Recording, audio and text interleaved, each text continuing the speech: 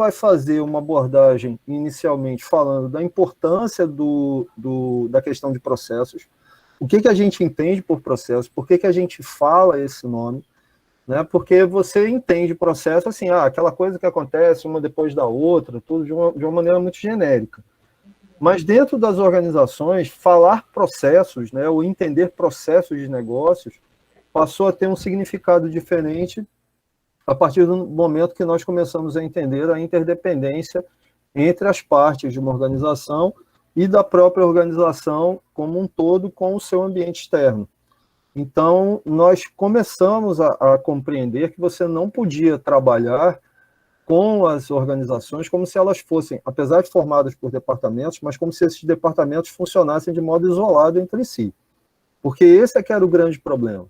Era você fazia uma consultoria de OSM, do antigo Organização, Sistemas e Métodos, e você, se tivesse um problema na contabilidade, você ia trabalhar na contabilidade. Se você tivesse um problema na linha de produção, você ia trabalhar na linha de produção.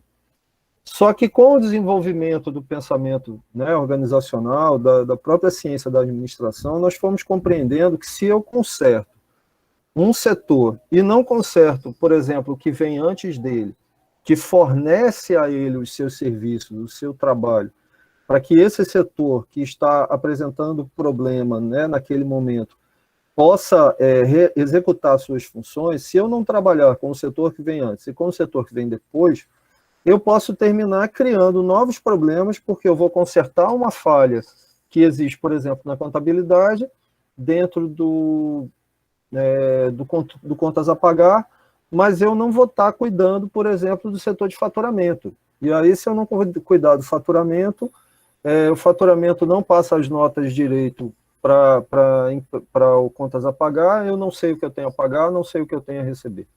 É como se fosse uma coisa assim. Então, a ideia de processos é do encadeamento das atividades.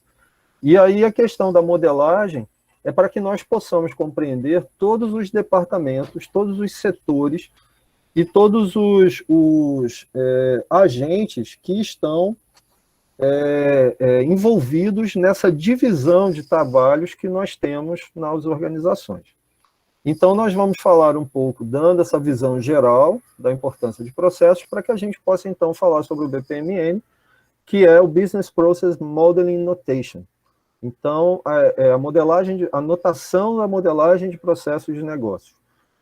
Nós temos o BPM, que eu acho que muitos de vocês já ouviram falar.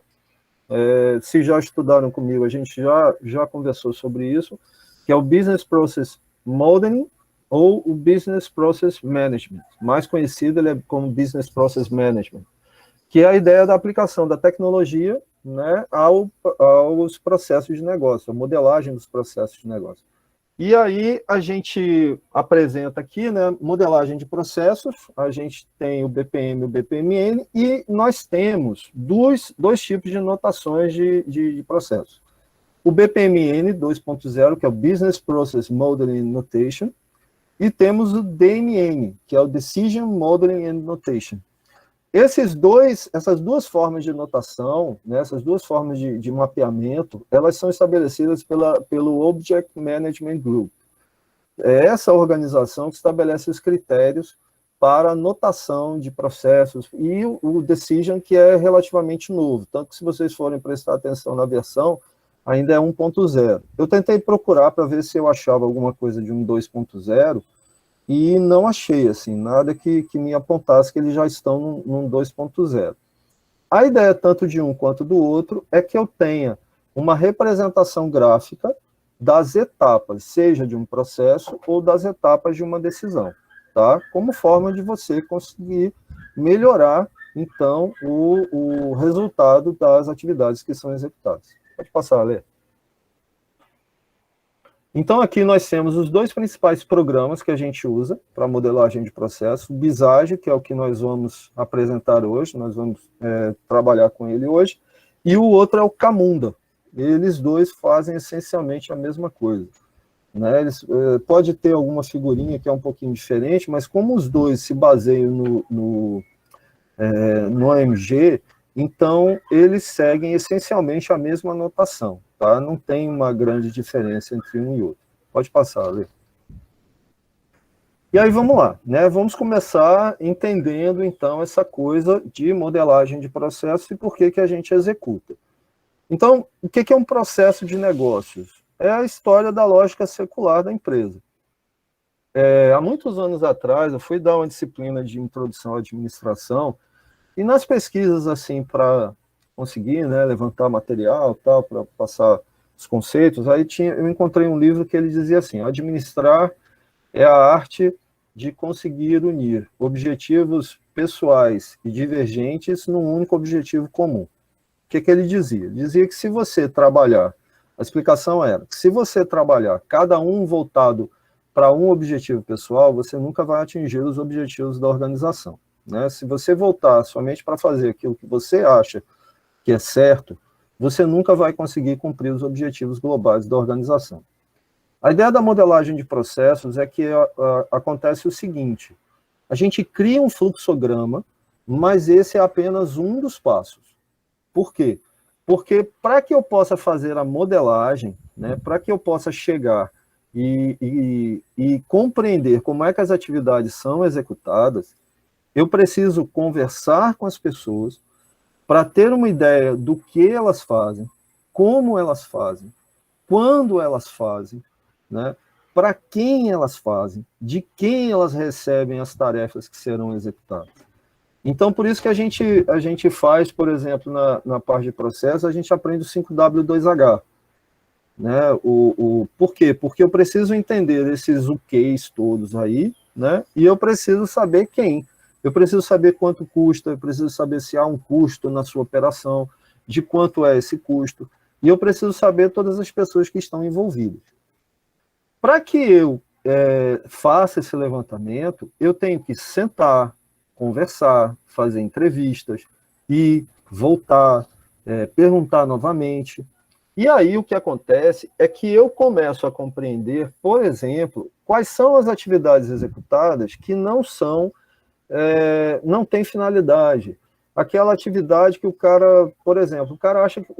Por que eu chamei a atenção para essa história dos objetivos pessoais que precisam estar concordantes com o objetivo da organização? Porque se você perguntar, todo mundo acha que faz algo que é muito importante. Se você pedir para ele, avalie seu trabalho se ele tem importância, ele vai dizer que sim. Porque se ele disser que não, você já viu isso. Então, o que você está fazendo aqui? Né? Quem já foi meu aluno em AUP já me viu contar a história de uma consultoria. Quando a gente fez todo o levantamento, tinha um cara lá que ninguém sabia o que ele fazia. Aí, quando a gente chegou e foi apresentar para o dono lá o fluxograma, não foi nem o fluxograma, foi o organograma, e dizer que a gente sugeria que o cara saísse, ele vira para a gente e falou: ó, você tem que manter fulano. Por quê? Porque fulano, se eu demitir este canalha, minha filha não fala mais comigo. Porque o cara era o genro dele, entendeu? Então, você precisa que todas as atividades realizadas, todas as tarefas realizadas e todas as pessoas que façam parte da organização tenham uma finalidade clara. E tenham uma finalidade, sejam importantes realmente. É isso que a modelagem de processos vai te proporcionar. A questão do fluxograma, que ele foi modificado, é porque o fluxograma ele era uma simples descrição. Né? Você fazia uma modelagem, mas era uma coisa muito mais básica.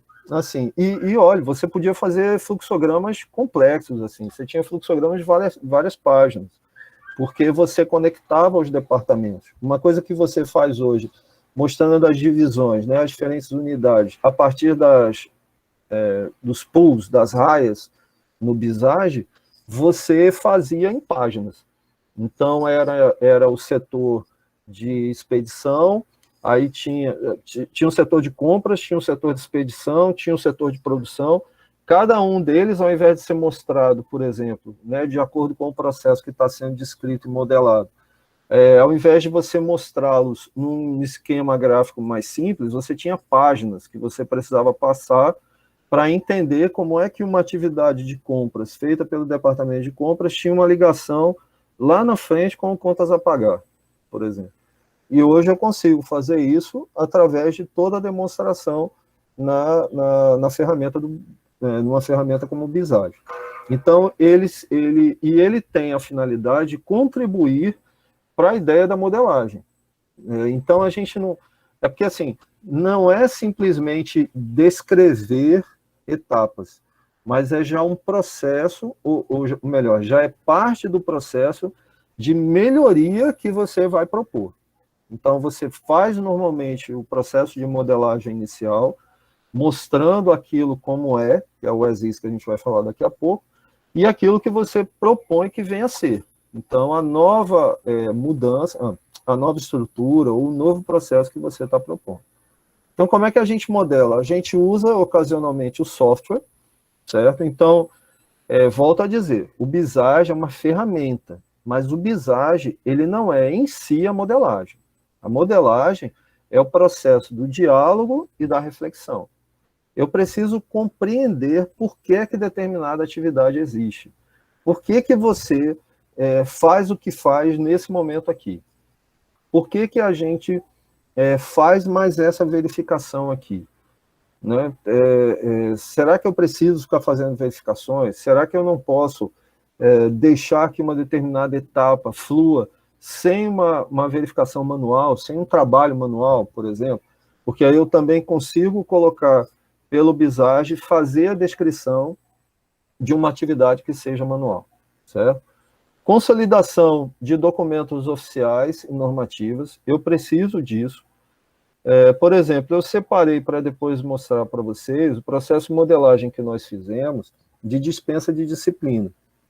Porque, não sei se todos sabem, mas eu, a professora Alessandra e o professor Luiz Maia, nós começamos em 2019 um projeto de extensão que tinha por objetivo fazer a modelagem de alguns processos importantes. E nós começamos, à época, com o processo de dispensa de disciplina. Como é que se dá, como é que acontece. E foi onde nós vimos falhas, desde o formulário que é utilizado, e a gente propôs um novo formulário, até a questão dos atrasos que ocorrem dentro do processo de dispensa de disciplina e quais são as causas desses atrasos, né, e como é que isso poderia ser resolvido. Uma das coisas, por exemplo, que a gente propunha na época, e que hoje termina que você, de uma certa forma, faz, é que você faz tudo online.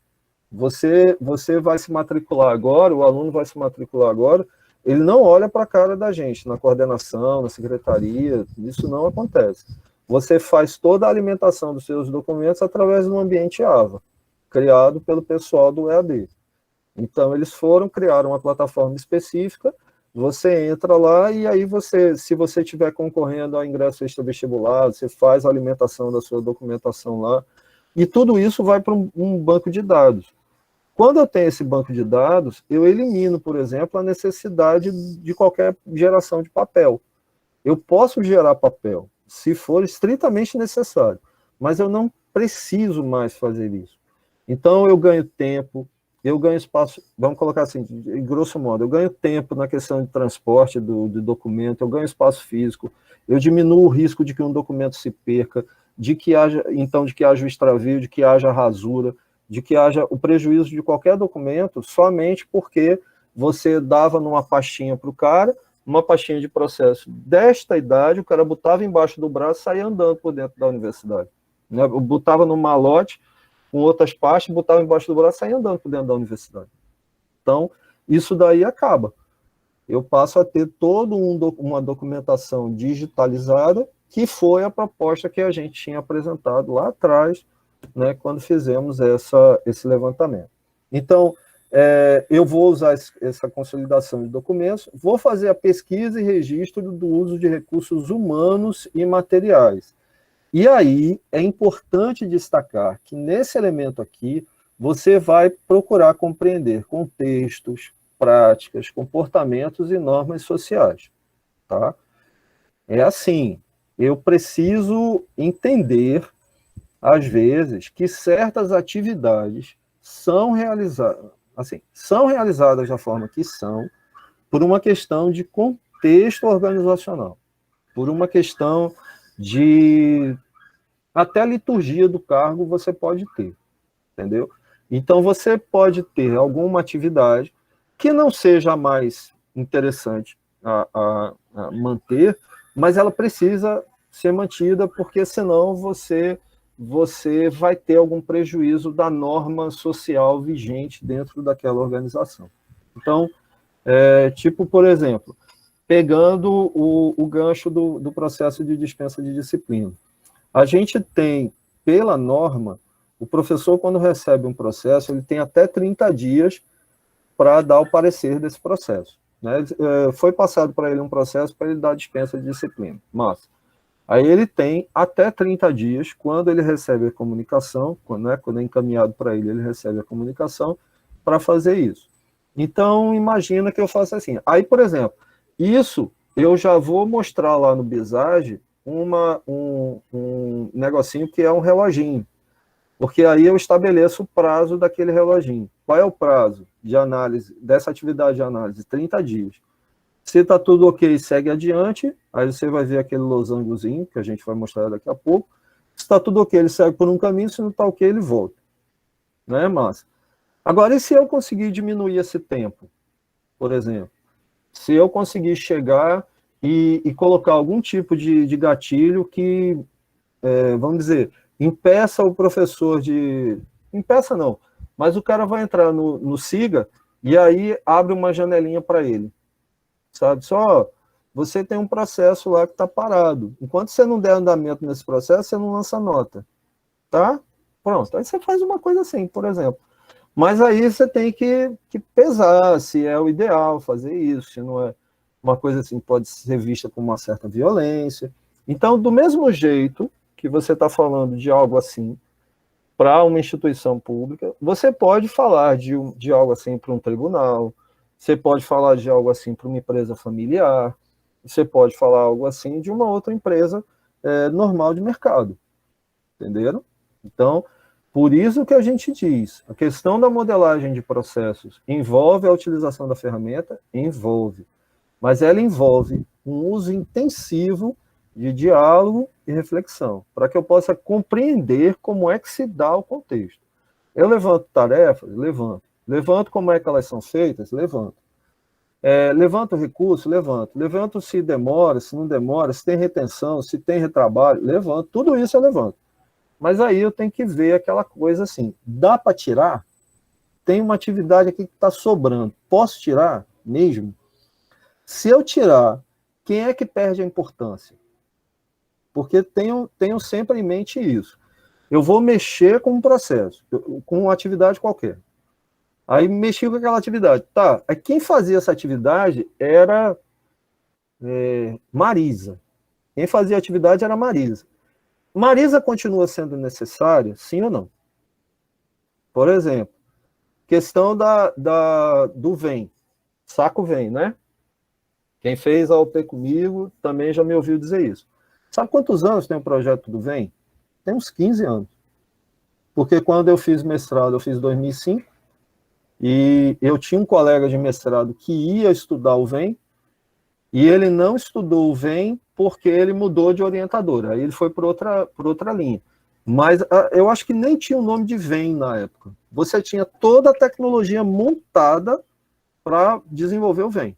Toda, já estava tudo pronto, você tinha aquela maquininha como você tem hoje, passo fácil, pronto, isso mesmo. Não, mas antes do passo fácil, eu acho que tinha um outro nome. Eu acho que ainda tinha um outro nome, assim, meio daqueles de projeto, tá? Todo mundo se identificando, né? É verdade. Aí, assim, né, você já tinha o projeto. Só que o projeto, não, a MTU é empresa, pô. MTU é empresa, Denise. Aí vamos lá. Você já tinha o projeto, só que o projeto já previa, como é que era? Era assim, não será mais necessário a utilização, a presença do cobrador no ônibus. Não será mais necessária a presença do cobrador no ônibus. Aí, massa, legal, vamos colocar essa tecnologia, uhul, beleza, fica tudo lindo, maravilhoso. E o que é que eu faço com os 15 mil cobradores? Eu boto eles na rua? Você está entendendo? Eu dei a OP no semestre passado, aí eu compartilhei com os meninos um vídeo, que é a loja da Amazon, a Amazon Go. A Amazon Go, tu pega paga, tu pega da prateleira, bota no carrinho, paga e vai embora. E o detalhe, dependendo, tu nem passa em caixa. Porque quando você botar o item no carrinho, como o carrinho é todo cheio de sensor, ele já vai registrando. Ele vai registrando. Se você tirar, ele registra. Se você botar, ele registra. Aí ele diz lá, ó, tua conta está dando tanto, tua conta está dando tanto. Você vai se assustando. Quando a conta ficar muito alta, você para de botar coisa no carrinho, vai lá, bota tudo numa sacola e vai embora. Pronto. E você não falou com ninguém, você não trocou ideia com ninguém, você não dependeu do bom humor de ninguém, você não precisou de nada. Você simplesmente pegou, usou a tecnologia e foi embora. O Silvio Meira, o Silvio Meira um dia, foi ano passado, ele deu uma palestra para a economia, ele participou de um evento que o curso de economia fez, e aí ele disse uma coisa que foi muito interessante. A grande questão não está na falta de disponibilidade de ferramenta tecnológica. Quer dizer, Marco, por que não é implantado? Porque não tem o desenvolvimento tecnológico? Não, o desenvolvimento tecnológico já tem. A questão é cultural. Aí o Silvio Meira falou um negócio muito interessante. Assim, é uma empresa, acho que na Finlândia. É um país do norte da Europa que ela desenvolveu um chipzinho que você bota lá no funcionário, aí você bota no pulso, e o cara vai lá e ele por exemplo, ele faz várias coisas ligadas à empresa através desse chip. Ele encosta o chip, ele encosta o braço, né, encosta o pulso em um sensor, aí o sensor registra a presença, o sensor libera acesso, o sensor é a senha dele. Então tem uma série de facilidades que você pode ter. Você vai botar isso aqui no Brasil? A galera vai dizer que é a marca da besta, velho. A galera do Silas Malafaia vai vociferar para os 4 cantos do universo que é a marca da besta. Entendeu? Então é assim, eu preciso compreender a cultura e as condições.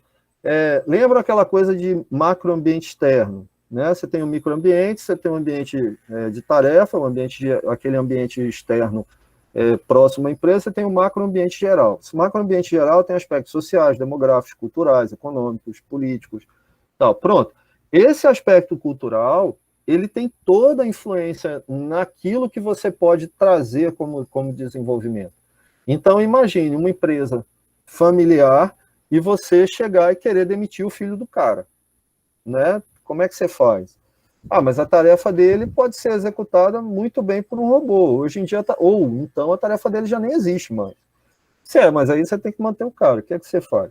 Ou então, já aconteceu comigo o seguinte, eu tinha uma funcionária, fui fazer uma consultoria, tinha uma funcionária que era excelente, e o que a gente faz? Não, se a tarefa dela está muito simples. Poxa, então, vamos dar um curso para ela, vamos dar uma capacitação, vamos ver se ela melhora.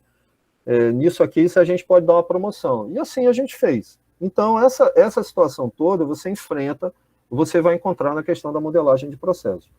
E aí, por que a gente faz a modelagem? Porque eu faço um contraste entre a versão como que é o as is, com todos os atrasos, com as retenções, com os retrabalhos, com a insatisfação, com os riscos, para o to be, que é aquela supostamente corrigida que você vai trazer com as soluções propostas. Pode passar, Lê. Então, pela visão de negócio, o objetivo da modelagem é tanto transferência de conhecimento quanto identificação de melhorias. A estrutura de elementos é básica, né, que é o core competence que você faz. A complexidade é média. E o público-alvo são os profissionais da área de negócios e analista de processos. No caso da perspectiva de TI, os objetivos eles só são aparentemente diferentes, mas eles são complementares entre si. Aí, por exemplo, o profissional de TI ele já tem a visão da tecnologia, então o objetivo da modelagem dele vai ser a automação, né? Então essa estrutura de elementos ela já é estendida. Há que se entender que isso traz uma complexidade mais alta, e normalmente o público-alvo também são os profissionais de TI. A gente falou sobre a questão da modelagem, e aí a gente tem o famoso ciclo PDCA, né? Planejamento, execução, controle e ação. Então, estabeleça as metas, estabeleça os métodos para atingir essas metas, eduque, treine e aí execute o trabalho, verifique os resultados e tome ação apropriada. Isso aqui, esse ciclo PDCA, sempre vai acontecer dentro do meu trabalho de modelagem e análise de processos. Tá? É algo que sempre a gente vai ter. Pode passar, Lê. E aí, nessa primeira etapa da oficina, a gente vai ver essa questão da elaboração de fluxogramas. Né? São diagramas elaborados dentro de uma semântica própria, composta por símbolos de fácil compreensão, intuitivos, né, normalmente, mas que permitem descrever uma certa sequência de atividades, definir a responsabilidade por cada atividade, identificar os eventos inicial, intermediário ou intermediários e final. Pode passar. E aí a gente tem algo muito simples. Ó, eu tenho um funcionário que ele tem aqui o recurso humano, o departamento de recursos humanos, supervisor e o administrador. Então, o funcionário faz uma requisição ao chefe, né, ao administrador, ele loga no sistema, aí o supervisor verifica essa solicitação, se aceita, então por exemplo, digamos que eles estejam fazendo um levantamento, o cara solicitou uma promoção, né? Então ele foi direto ao gestor, ao gerente, solicitou essa promoção. Aí ele pede ao supervisor que faça essa avaliação. Se por acaso for verificado que ele está apto a receber a promoção, então o RH faz a atualização dos seus dados e ele recebe a promoção. Se por acaso ele foi verificado que ele não atende os critérios para receber essa promoção, há uma notificação e ele é negado e então é informado. Prestem atenção somente nessa bolinha verde do início e nas bolinhas vermelhas de final.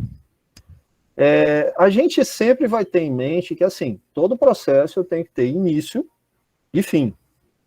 O meio pode se dividir em trocentos milhões de coisas, mas eu tenho que ter um início e um fim.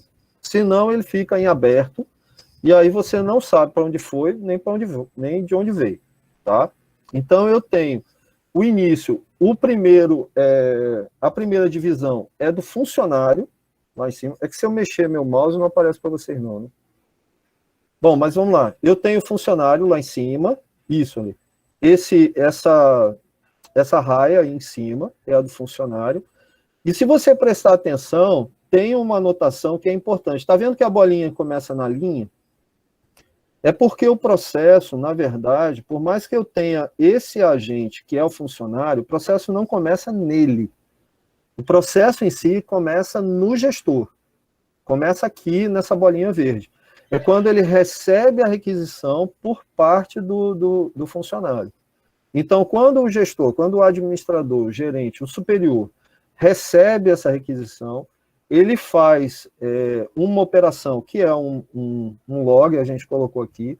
Então, é como se ele entrasse no sistema, por exemplo, e acusasse o recebimento disso. Passa para uma supervisão que faz a verificação das condições para que esse indivíduo receba a sua promoção, e ela pode ser aceita ou não. Se for aceita, aí eu tenho uma atualização dos registros dele, e aí o processo termina com a aprovação dessa requisição. Por que essa setinha volta lá para cima? Porque tanto no caso da aprovação quanto da negação, eu tenho que informar o funcionário. Entenderam? Então, assim, eu começo vamos rebobinar. Eu começo o processo a partir de uma divisão, que é o funcionário, que é um agente participante desse processo, mas as atividades ligadas a ele, as atividades administrativas que a gente está analisando, elas começam a partir do gestor. Então, eu tenho o meu iniciozinho aqui, e aí essa bolinha começando na linha é a maneira correta de você fazer a representação do início, certo? Não é do início do processo, mas daquilo que vai dar início ao processo, de qual é o agente que vamos falar um termo do processo decisório, que dá o gatilho para iniciar o processo. Então, é o funcionário. Ele pode fazer essa solicitação, certo? E aí esse processo vai ter isso aqui. Por que esse é um exemplo de fluxograma? Porque ele está bem simplesinho. É só aquela coisa de eu ter um início, um fim e algumas etapas intermediárias que são apresentadas. Os fluxogramas podem conter tantos mais detalhes quanto necessário. É o que a gente chama de granularidade. É assim, a gente vai ver daqui a pouco lá no Visage que eu tenho uma simbologia que indica que uma atividade se divide em subprocessos. Aí ele tem um retângulozinho e ele tem um mais na base dele. Então aquilo diz que ele tem um subprocesso. Eu posso mapear o subprocesso? Sim ou não. Muitas vezes eu não mapeio esse subprocesso. Mas assim, qual é o grau de detalhamento que você quer? É isso que a gente chama de granularidade. Entendeu? Então, até onde eu quero ir a fundo para compreender aquilo ali. Então, se eu quiser mais granularidade, eu expando. Eu posso colocar a verificação, eu posso colocar um banco de dados aqui, que aí representa que o supervisor fez a consulta a um banco de dados para ver se por acaso o funcionário tinha alguma... se ele tinha alguma... ele foi punido por alguma falta, alguma coisa assim. Então, eu posso fazer essa representação, mas vai depender do grau de detalhamento que eu quero do processo que está sendo apresentado. Pode passar, Lê. E aí eu tenho é porque assim, gente, esses slides foram num treinamento que eu e o professor Luiz Maia fizemos, e o Maia, uma vez, ele veio com uma ideia que foi maravilhosa. Estava começando o VAR, certo? Estava começando o VAR. E como é que seria você fazer um mapeamento de processo de como é que o cara faz o VAR, né? Como é que o árbitro vai lá e é acionado ou aciona o VAR. Então aqui, se vocês forem prestar atenção, FIFA Soccer Match Officiating, que são os árbitros, né, da FIFA que estão conduzindo uma partida. Então, eu tenho esse do meio aqui, que é o Official Referee, que seria o árbitro principal.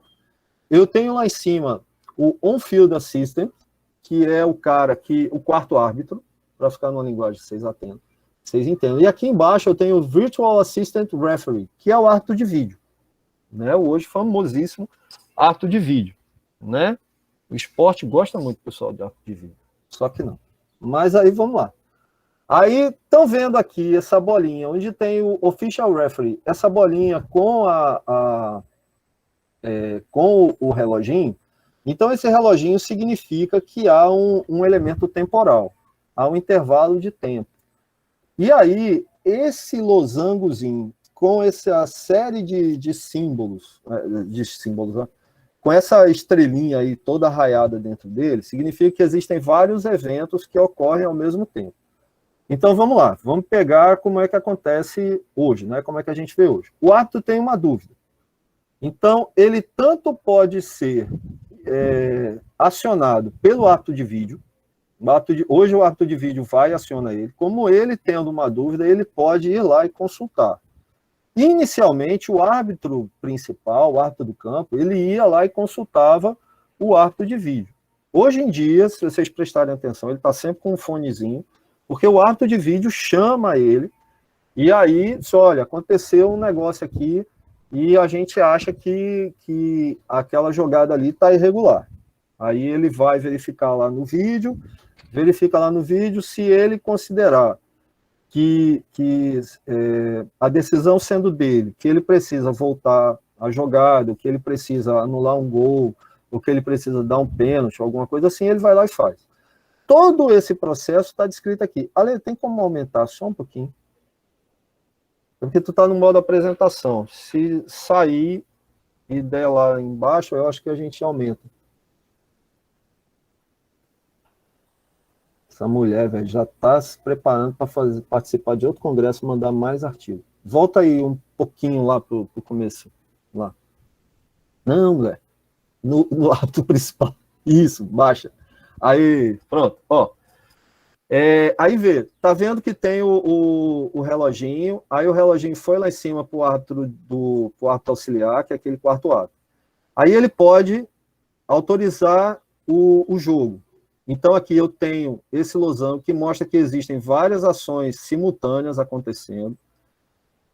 E aqui, tá, gente, eu já estou no Visage. Essa anotação, é a notação que a gente usa no Bizage. Então, como a gente falou, é uma ferramenta que me dá várias descrições possíveis para que eu possa chegar e descrever um processo. Então, eu tenho a autorização dele para continuar a jogada. Estão vendo essa mãozinha que tem logo depois aqui, Monitors Players. Então, eu tenho a possibilidade dele parar o jogo. A mãozinha significa que é uma atividade manual, ou seja, é uma decisão pessoal dele. Então, ele pode considerar interromper a partida, certo? Se interromper ou não interromper a partida. Então, essa simbologia aqui dentro é uma reação a alguma alteração na condição. Essa é de baixo, que tem um quadradinho, estão vendo? Você tem a bolinha, aí tem um quadradinho. Esses slides vão estar para vocês, tá, gente? Aí depois, qualquer coisa, a gente marca um café, se reúne todo mundo, mantendo 1,5 metro de distância, e a gente vai e explica isso mais de perto. Mas vamos lá. Isso aqui é o seguinte, como é uma atividade manual, em que ele para a jogada, lembra um algoritmo. É porque quando você faz modelagem de programa, né, Rafa, aí tem você vai fazendo um fluxogramazinho também. Você faz lá.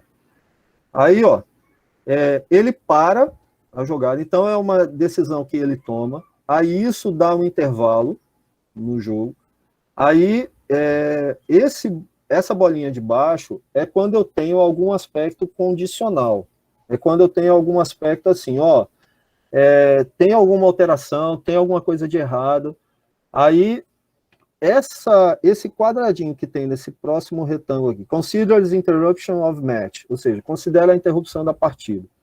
Esse quadradinho que tem em cima significa que isso é uma regra. Então é assim, ele não considera a interrupção da partida de qualquer jeito. Ele considera a interrupção da partida a partir dos critérios estabelecidos pela FIFA.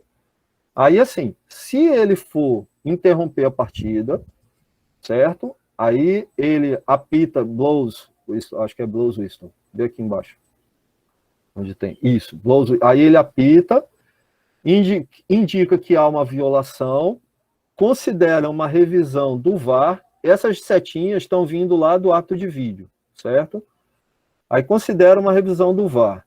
Então aí pode ser acionado o ato de vídeo, sim ou não. Se for necessário uma revisão do ato de vídeo, aí esse S que sobe aqui, que aí o xizinho significa que ou vai para um lado ou vai para o outro, certo? Então aí é quando a gente tem a questão de, não é simultâneo, né? A questão de condicionalidade. Ou vai para um canto ou vai para o outro. É o tradicional, seria a decisão tradicional. Então, aí, se sim, começa a revisão do VAR, considera a inspeção direta das imagens, a inspeção direta das imagens é necessária, então seleciona aquelas imagens para fazer isso. Se não, ele apenas conversa com o VAR. E aí, se passou pela revisão, pode vir ali para a direita aqui, aí ele toma os procedimentos que ele considerou necessário, e ele pode adicionar tempo à partida. Então, por que eu achei interessante que a gente manteve isso aqui? Isso aqui eu e o Maia, a gente queria fazer um artigo sobre isso, tá? O Maia pensou, porque o Maia gosta muito de assistir Champions. Hoje ele deve estar assistindo, né, que hoje começa de novo a Champions. E aí ele assiste a Champions, aí ele viu o VAR lá na Europa, não sei o quê, Marco, vamos escrever sobre isso. Meu pai foi árbitro de futebol. Então era uma forma de homenagear meu pai, eu achei massa, assim, só que, enfim, veio pandemia, veio trocentos outros artigos que tem que ser escritos, e a gente terminou que não fez isso, tá? E aí vai ter um procedimento diferente que ele propôs lá na frente, né? Mas eu achei interessante a gente deixar isso para vocês compreenderem assim, que a partir do Bizage eu posso mapear qualquer tipo de processo.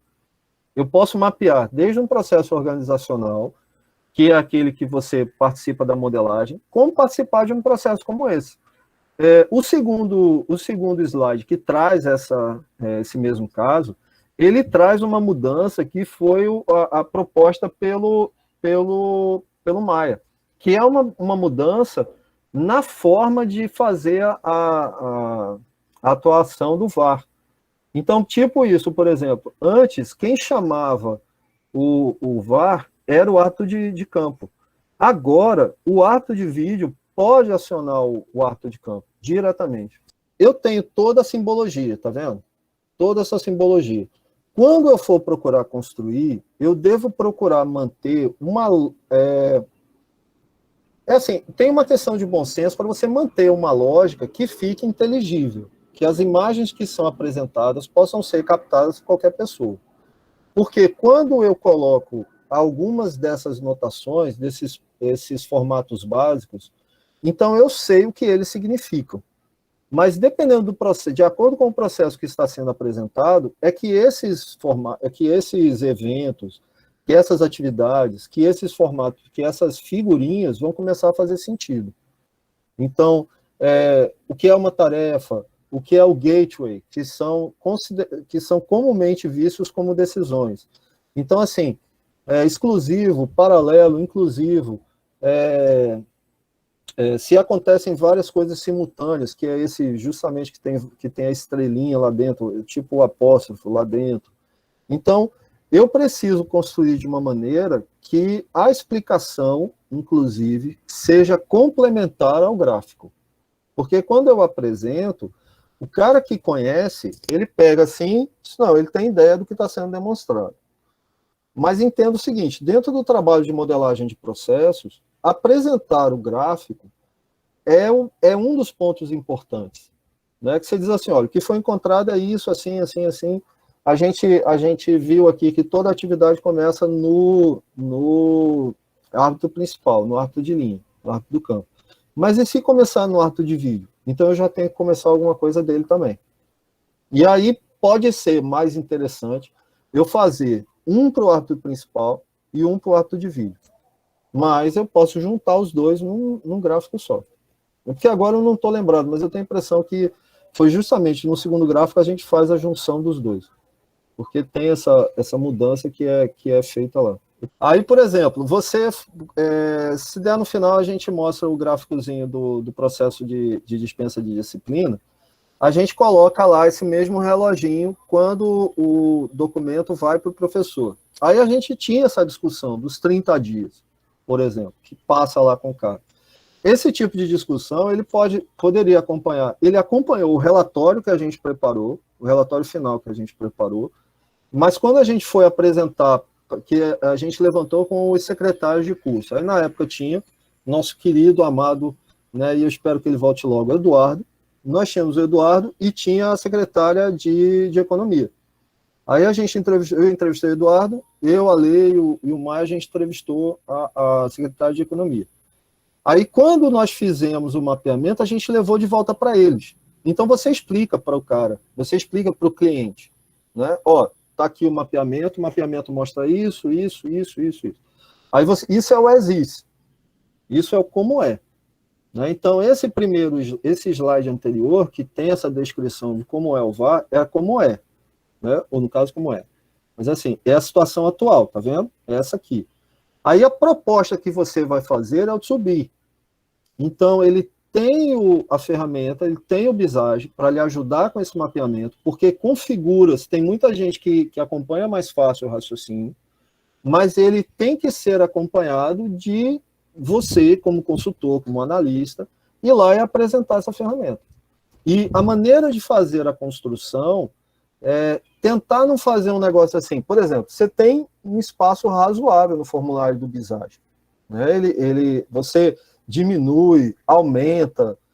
O Visage é gratuito. Se vocês tiverem o e-mail institucional, melhor ainda.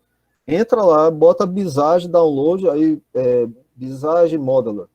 Bota o Visage Modeler, você vai baixar no teu computador, ele não é muito pesado, não requer tanta coisa assim da máquina.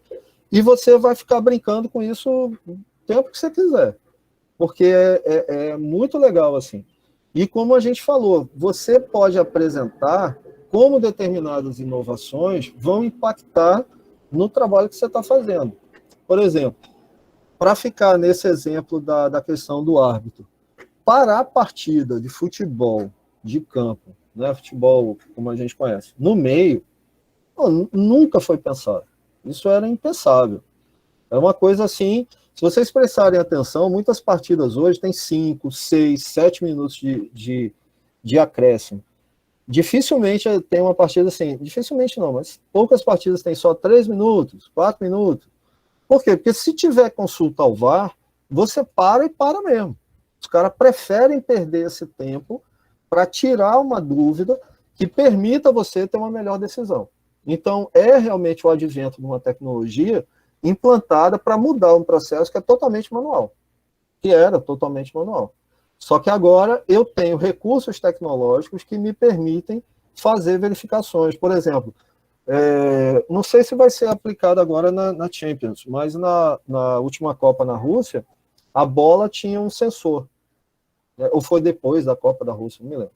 Mas já se trabalha com uma bola com um sensor. Ela bateu depois da linha do gol, ela apita e avisa o árbitro que a bola entrou. Aí ele marca o gol. Se você ainda quiser verificar, tirar a dúvida, você vai lá no VAR, aí você interrompe a partida, vai lá, chama a gravação, verifica a gravação, porque aí, processos que existem, por exemplo, já prestaram atenção que o árbitro fica se afastando, né? Por quê? Porque logo quando começou isso aí, a galera fazia uma muvuca ali ao redor dele, né? Aglomerava ali ao redor do árbitro. E aí, o que ele faz hoje em dia? Os caras foram melhorando o processo, então ele se afasta, conversa com o árbitro de vídeo fala com ele, diz, aconteceu, não aconteceu, tem essa dúvida, não tem.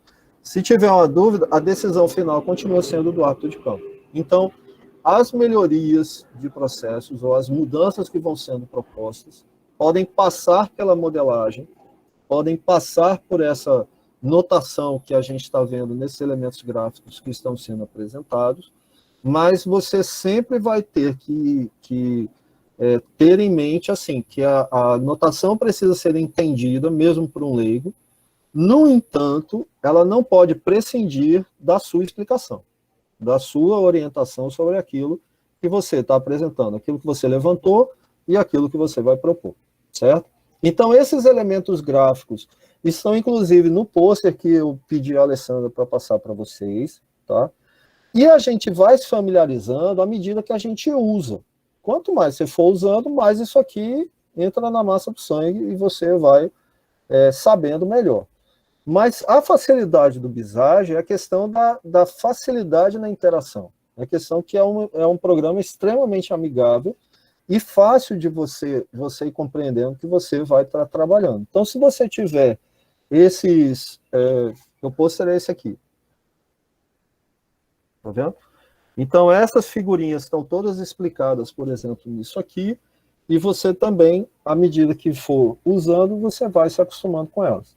Então, tem sequência de fluxo, sequência de mensagem, objetos, aí bancos de dados, que é esse barrilzinho aí que você tem com esse círculo em cima, subprocessos, que tem esse retângulo, tá vendo? Que seria de tarefa e tem a cruzinha, né? O mais aí dentro, é o subprocesso.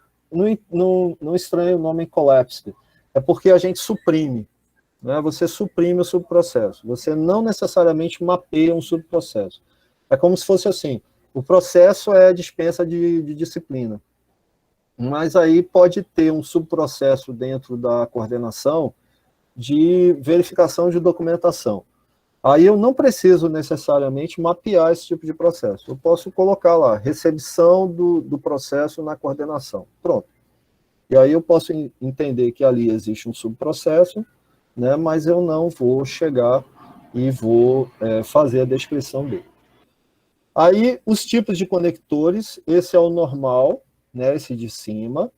Esse modelo aí é o default, né, que a gente tem, aí ele tem esse símbolozinho, esse tracinho pequenininho, e o conditional, quer dizer, eu só faço a tarefa seguinte se aquela anterior for cumprida. E tem que entender sempre o seguinte, tá, os conectores, eles pressupõem imediatismo, assim, concluindo uma tarefa, a outra se inicia. Se eu ligo duas tarefas com o conector, então é sequência. Não tem se tiver uma parada, eu tenho que botar o reloginho. E aí eu tenho que explicar por que é essa parada. Eu preciso de verificação, eu preciso de aprovação, eu preciso de, sei lá, que alguma outra tarefa seja cumprida, alguma coisa assim. Se eu colocar um conector com o outro, aí significa que uma tarefa já faz a outra. Eu sempre vou entender que as coisas são realizadas em sequência, sem um grande desperdício de tempo. Se, inclusive, quando eu fizer o mapeamento, vamos dizer que você começa a fazer um mapeamento na entrevista. Você está entrevistando o cara está te explicando e você começa. Não, e faz o quê? Aí o cara te diz. Aí você vai fazendo, pá. Aí você já é craque, já é safo em mexer com o negócio, você fez, construiu todinho. Aí você mostra pro cara, é isso, vira o computador para ele, isso é isso aqui, isso é. Pronto, beleza. Aí você deixa salvo. Aí quando você vai na operação, quando você desce da operação, aí você descobre que um conectorzinho desse aqui, de uma tarefa para outra, tem um delay de uns 30 minutos de um para o outro. E galera, de boa, dependendo do que seja, 30 minutos é a diferença entre tudo sair redondinho e dar uma caca, sabe? É como se fosse assim, imagina que vamos pegar o caso de um hospital. Você faz uma solicitação de medicação à farmácia. Aí a farmácia vai lá e libera a medicação. A medicação sobe para o andar e vai lá para o posto de enfermagem. Aí o posto de enfermagem faz a distribuição, só grosso modo, tá? Faz a distribuição para os leitos. Imagine que o paciente tem que tomar uma determinada medicação às 8 da manhã. Mas aí, porque houve um atraso na liberação do produto vindo da farmácia, o posto de enfermagem não recebeu aquele produto a tempo, porque aconteceu alguma coisa. Tá? Um elevador quebrou, deu um problema no leitor de código de barras, aí o cara está tendo que digitar todos os códigos de barras, os códigos que tem, aí está demorando muito mais. Aí um remédio que era para o cara tomar de 8, ele vai tomar de 9. Aí, pô, 1 hora, né? Não, 1 hora de repente não é nada. Pode ser a diferença entre o cara começar a ter um choque pirogênico, a começar a ter pilora. Aí é experiência própria. Eu deixei de tomar uma alimentação parenteral, tinha que entrar com um soro glicosado. Alimentação parenteral, para quem não sabe, é aquela que você toma direto na veia. Aí entrei com alimentação parenteral, aquilo tem uma glicose ferrada, topada. Aí quando tirou, não entraram com soro glicosado. O que aconteceu comigo? A maneira melhor de morrer que tem é você desmaiando. Porque tu não sabe o que está acontecendo com você. Eu passei 30 desacordado e para mim foi como se fosse paguei e voltei. Mas eu, na verdade, passei 30, 40 minutos desacordado. Por quê? Porque não fizeram a solicitação do soro glicosado. Fizeram aquela coisa assim, não, terminou aqui, tome banho, daqui a 10 minutos eu... exatamente, daqui a 10 minutos eu trago. E deixa que nesses 10 minutos eu apaguei. Então, entendem? Se eu tenho um atraso em uma... Eu peguei o exemplo de um hospital, porque às vezes ele é muito crítico nessa coisa de tarefas que tem um atraso que não era para haver. Mas você pode ter isso num processo de produção, você pode ter isso na questão do atendimento ao cliente, e aí é muito importante esses atrasos que eventualmente acontecem. É uma coisa com que a gente está tendo que lidar quando você fala com entrega, né, de produto, que o cara te promete uma entrega com 20 minutos, chega com 40, aí o produto chega frio, aí você já tem uma insatisfação do cliente, o cliente não faz mais pedido para você. E aí o que atrasou, né, entre essas tarefas? O que esses conectores deveriam ter uma indicação do prazo que você leva para executar uma tarefa e outra? Porque aí eu saberia onde fazer a intervenção. Esse conector aí, rajadinho, ele é de informações tiradas de bancos de dados, certo? A associação que você faz de bancos de dados. E esse que é tracejado é para mensagem. Esse inteiro é do fluxo de atividades. Esse aqui tracejado é de mensagem, quando você precisa encaminhar uma mensagem. Tá? Pode passar, Lê. Aí a mesma coisa, aqui são os tipos básicos de eventos. Então a gente tem, ó, se for mensagem, se for o timer, né, se mostrar um intervalo de tempo, se tiver um erro, até isso a gente tem. Então, recebendo, aí vocês veem aí a simbologia do erro, que é esse Nzinho aí, parece um raiozinho. Se for escalation, aí eu vou filar, tá? Deixa eu me lembrar o que é o escalation. Ativa a mudança para um nível mais alto de responsabilidade. Significa que você está passando a responsabilidade sobre a execução de uma atividade para alguém que está a um nível superior. Se for cancelada a operação, se houver uma compensação, se for condicional, se tiver um link, se tiver um sinal, se for terminar uma atividade, se forem atividades múltiplas e se forem múltiplas paralelas. Então, assim, todos esses sinais, você vai encontrar no esquema do Visage, no esquema do mapeamento de processos do Visage, e você vai entendendo melhor a construção e a utilização de cada um deles a partir da sua utilização. O que eu achei interessante da gente disponibilizar esse material para vocês e disponibilizar o pôster é que aí fica como uma ferramenta que você pode estar sempre consultando para construir o seu próprio fluxo. Tá? Ale, pode passar. Aqui outros são os tipos de eventos iniciais. Que é o None. O None é aquele evento que começa com nada especial, assim. Então, por exemplo, se você for preparar ovos para o seu café da manhã, certo? Então, você começa conseguindo alguns ovos, você quebra os ovos e você come o seu café da manhã. Se você precisar levar água para o seu filho que pediu no quarto ao lado através de uma mensagem do WhatsApp. Então, você recebe a mensagem, né, e aí você dá a água para a criança e depois você volta para a cama. E aí, por exemplo, se for uma questão de tempo, eu sei que minha esposa vai fazer aniversário em dezembro, então eu quero comprar um presente de aniversário para ela com alguma antecedência. Então eu vou lá, eu tenho qual é o evento que inicia a compra do presente de aniversário. É exatamente a ideia de que há um tempo envolvido no planejamento para comprar o presente de aniversário, dar o presente de aniversário e aproveitar o aniversário.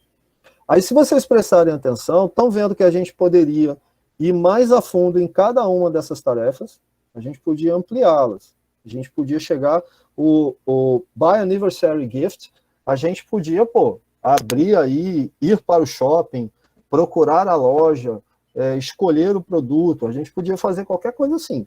Depende do grau de granularidade que você deseja, do grau de detalhamento que você deseja na tarefa. Pode passar. Aqui tem o outro. Aqui é para chamar a atenção para o uso inadequado das lanes e dos pools. Né? Essencialmente, está vendo que o processo começou. Eu tenho aqui o comprador e tenho a empresa aqui embaixo. Aí está vendo que o processo começa aqui com o comprador e desculpa, a empresa é o banco, foi mal. Aí o cliente aqui em cima, está vendo que a bolinha está dentro dele, está dentro da raia cliente, e aí inicia aqui com ele, aí vem, ele manda uma requisição de crédito, aí ela é recebida por mensagem para o banco, né? Aí o banco tem o departamento de vendas e tem o que faz a avaliação, né, do perfil de crédito dele. Aí o banco recebe, revisa a solicitação, se está tudo ok, aí ele manda para a avaliação de risco, né, a avaliação de risco vai fazer toda essa avaliação. Se está tudo ok, ele calcula os termos, prepara o contrato, manda a proposta, o cliente recebe a proposta, revisa a proposta. E aí acaba. Não, vamos ver a próxima, Lê. Como é que seria o mais certo da gente fazer? O cliente, vocês prestarem atenção, a raia dele vai de uma ponta a outra, tá vendo? Ela pega todo o processo aqui. Então, na verdade, o processo se inicia a partir do recebimento da proposta de crédito. Tem início aqui com ele, então ele manda uma mensagem para o banco. Aí o banco recebe a proposta de crédito. Só que qual é o processo?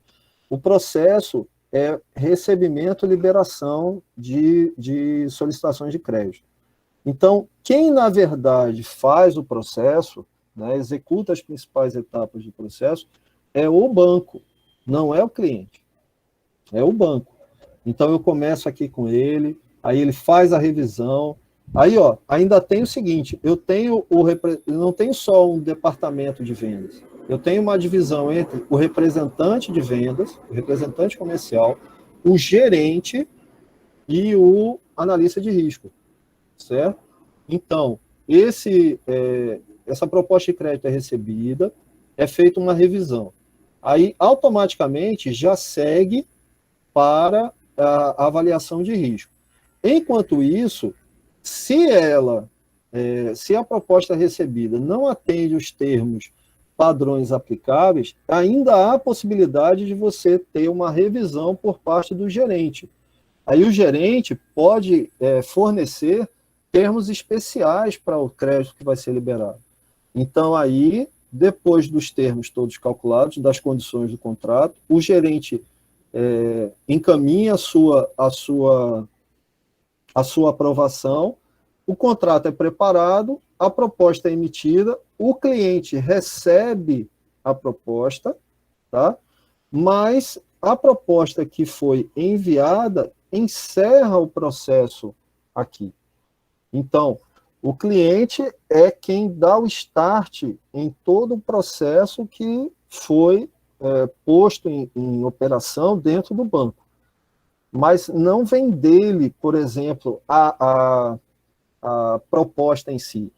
E se você entender hoje em que a gente faz muita coisa online, né, isso fica ainda mais claro, porque a única coisa que você faz é mandar uma mensagem ou responder um e-mail que você recebe. Clique aqui para nós enviarmos uma proposta. Pronto, clicar aqui não é necessariamente uma parte do processo de envio de proposta. O processo de envio da proposta e de aprovação ou não da proposta ocorre no banco. Você é o que deflagra esse processo, mas não é você o operacionalizador do processo. Então, como cliente, você dá o início ao processo, mas você não é necessariamente aquele que vai operacionalizar, mexer com o processo. Está entendendo? Por isso que a gente não dá o início, não mostra o início lá em cima. E o início é a partir de um recebimento de mensagem. O recebimento do processo, o início do processo é o recebimento da mensagem. Clique nesse link. Pronto, aí você clica no link e você dá início a todo esse processo. Ok? Compreendido? E aí tem os diversos tipos de atividades, então. Uma atividade de regras de negócios, uma atividade manual, uma atividade que é recebida, uma atividade de envio, né, ou de receber ou de enviar, uma atividade de serviço, uma atividade que siga um script, uma atividade de usuário ou uma atividade abstrata. Aí a atividade abstrata é somente esse losango. Tá? Então, uma tarefa qualquer que não tem nenhuma observação especial é o losango. É somente esse retângulozinho que você vai encontrar. Pode passar, Lê. Aí os tipos de bifurcações, né? Eu tenho as duas principais, assim. Eu tenho essa complexa, quer dizer que várias... e aqui essa observação que eu assumi para mim, mas que às vezes é um pouquinho complicada de você entender. Assim. Ao contrário do que muita gente boa por aí diz, esse símbolo... É porque, assim, os símbolos em si não são decisões. Eles mostram essa bifurcação. Mas ele não é a decisão. A decisão, ela vem representada justamente pelo retângulozinho de tarefa. Então, é ele que diz assim, olha, você analisou a proposta. Aí, se foi sim ou não. Mas, assim, por exemplo, viram que tem lá a parte dos termos especiais que o gerente estabelece? Então, essas partes principais, essas condições especiais do gerente é uma tomada de decisão dele. Ele está mostrando que ele decidiu que ele ia pegar aquela proposta e ia apresentar uma possibilidade de condição de crédito para aquele cliente, de forma que a solicitação dele fosse aprovada. E aí eu tenho os gateways, eles podem ter várias simbologias. A inclusiva, que é a que vem com essa bolinha. A complexa, que é aquela que nós vimos lá, que é simultânea, tem várias coisas acontecendo ao mesmo tempo. A baseada em eventos. A paralela, então ocorrem and, né, uma coisa aí, a outra. E a exclusiva, que é a mais tradicional, que ou é só o losango, sem nada, ou é o losango com o xizinho. Pode passar, né? Aí é que a gente volta para aquela... a gente não tinha feito aqui ainda na época, não. Então a gente voltou para a solicitação do VAR. Desculpa, tá, gente? Para a gente não ter que voltar lá no outro slide para ver exatamente como mudou, mas depois vocês vejam lá que teve uma mudança aqui. E eu tenho a impressão que é nessa parte dos... Se não me engano, é na parte final, onde ele vai pensar nos procedimentos finais. Depois vocês podem falar comigo, pede a Alessandra para falar comigo. Eu sei que tem uma mudança desse slide para o slide anterior, que a gente propôs aí a mudança no procedimento de utilização do VAR. Tá? Mas veio aqui que ainda não tem aquela coisa do ato de vídeo solicitar a parada. Aqui foi mais um exemplo, que aí foi do projeto FRPE Sustentável, né? E aí tem o seguinte, o processo inicia, estão vendo que tem essa bolinha com o relógio, é porque ele só ocorre na primeira semana do último mês de um trimestre. Então, essa reunião do projeto, da comissão mobilizadora, ela acontece quando tem essa primeira semana do último mês. E aqui é somente a nossa observação para você não registrar decisões como se fossem tarefas. Tá? Então, por exemplo, onde tem analisa a demanda estruturada, se vocês prestarem atenção, é porque quando ele vem seguindo aqui, onde tem comissão mobilizadora, tem reunião trimestral, na véspera da reunião, administração com diretores. Aí tem a inclusiva, né? Pode acontecer avalia a execução dos planos de ação ou elabora uma demanda estruturada para a comissão executiva. Se existir uma demanda estruturada, que é esse documentozinho que você tem aqui, né, que é solicitado através de um programa específico, através de uma plataforma específica, então você tem que partir para a análise da demanda estruturada. Esse símbolozinho que tem aqui, onde tem comissão executiva, esse símbolozinho quer dizer que houve um impedimento à continuidade do processo, porque eu tive que partir para uma análise daquela demanda que surgiu. Aí ele faz essa análise, ele destaca membros para comporem um grupo de trabalho. Aí necessita de especialista externo? Se sim, busca um especialista e solicita a emissão de portaria. Aí ele vem, né, e aí vem, elabora projeto de capacitação, elabora projeto de aquisição e redesenho de processo de comunicação. Tudo isso acontecendo de forma paralela, e aí esse quadradinho aqui embaixo mostra que isso é um subprocesso. Se você quiser, você mapeia. Se não quiser, você somente faz a menção e segue adiante. Vai depender do grau de granularidade que você queira. E edita e submete o pré-projeto. Então, aqui está mais um exemplo para vocês verificarem depois. Ale, pode continuar. Isso é uma atividade ou uma decisão, né? Relabora estratégia de comunicação, analisa a adequação e viabilidade de projetos. E aí, redefine atribuições, encaminha projetos e formulários. Se vocês prestarem atenção, isso aqui é uma decisão, tá? Não é necessariamente uma atividade. É por isso que a gente chama a atenção que você não considere o gateway como sendo a decisão.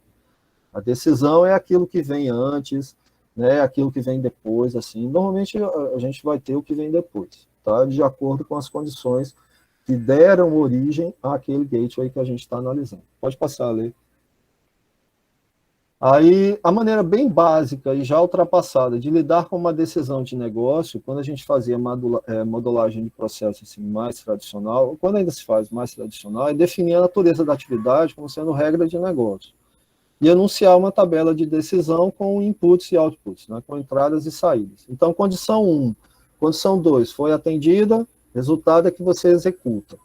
Condição 1 foi atendida. Condição 2 não foi atendida, você devolve. Condição 1 não foi atendida. Condição 2, sim ou não, né, para o atendimento da condição, você tem uma penalidade. Então, isso pode ser apresentado através de uma decisão expressa como uma regra de negócios. Porque aí você diz o que acontece se determinados critérios forem atendidos ou não. Pode passar a ler. Então, aqui é uma versão original, né, do processo mapeado, uma versão ampliada. Então, por exemplo, manualmente, recebe a solicitação de cancelamento do fiscal do contrato ou da unidade demandante.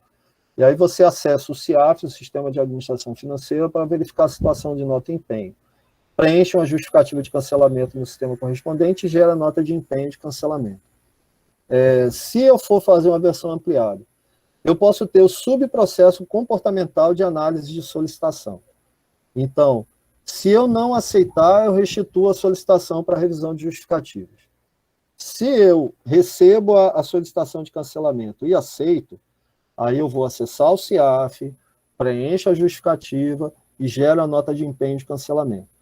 E aí isso daí vai se conectar com um outro processo. É porque o Maia ele faz um trabalho a respeito da avaliação de comportamentos de agentes que lidam com essa parte financeira, né, com aspectos comportamentais dos agentes financeiros. Então, essa restitui solicitação para revisão de justificativas, por exemplo, é para que você faça uma análise um pouco mais criteriosa, além de simplesmente seguir o fluxo de solicitar o cancelamento de um contrato, certo? De acabar com um contrato que está em andamento. Você procurar analisar por que isso foi, por que esse contrato teve a solicitação de cancelamento. E só mais um exemplo. Pode passar, Lei. Então, gente, comentários, sugestões, reclamações, são todos bem-vindos. Muito obrigado pela sua atenção. Eu espero que vocês tenham gostado. Eu sei que não dá para a gente ver tudo, o tempo é muito escasso. É por isso que na disciplina a gente não consegue entrar tão a fundo. É muito mais interessante uma oficina como essa para a gente tratar só desse assunto, né, onde a gente pode explorá-lo com mais profundidade. Mas eu agradeço muito a oportunidade e espero que vocês tenham gostado.